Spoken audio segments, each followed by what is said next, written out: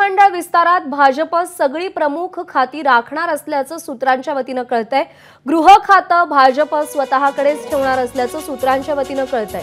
अर्थ आणि महसुलासंदर्भात भाजप आणि राष्ट्रवादीमध्ये चर्चा सुरू आहे।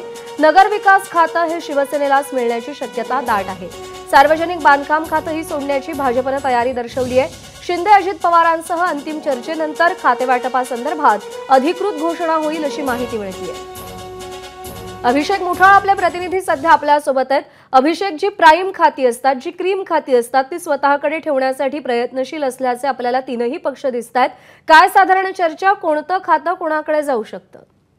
नक्कीच प्रज्ञा, जर का पाहायचं तर भाजपला सर्वाधिक जागा हे आपल्याला मिळाल्याचं पाहायला मिळतं आहे आणि एकूणच याच सगळ्या जोरावर भाजपकडनं कुठेतरी जी प्रमुख खाती आहे ती आपल्याकडे ठेवण्यासाठी प्रयत्न हे सुरू झाल्याचं आपल्याला पाहायला मिळतं आहे। त्यामध्ये गृहवरनं मोठ्या प्रमाणात कलह आपल्याला पाहायला मिळालेला होता। मात्र सध्याची परिस्थिती पाहिजे तर जी बैठक झालेली आहे रात्री दिल्लीमध्ये, त्यामध्ये मुख्यमंत्री कालपासनं दिल्लीमध्येच आहेत आणि त्यात एकूण चर्चा होताना आपल्याला कळतं आहे की गृह खातं जे आहे ते सध्याला भाजपकडेच राहणार आहे। दुसरीकडे नगरविकास खात्यासंदर्भात देखील चर्चा आपल्याला वारंवार ऐकायला मिळत होती। मात्र नगरविकास खातं हे शिवसेनेकडे जाण्याची शक्यता आहे। अर्थ आणि महसूल हे खातं जे आहे ते राष्ट्रवादी आणि भाजपकडे राहण्याची शक्यता आहे। त्यामध्ये दोघांमध्येही सध्याला चर्चा सुरू असल्याची माहिती आहे। सोबतच जर पाहायचं तर सार्वजनिक बांधकाम विभाग जे आहे, सार्वजनिक बांधकाम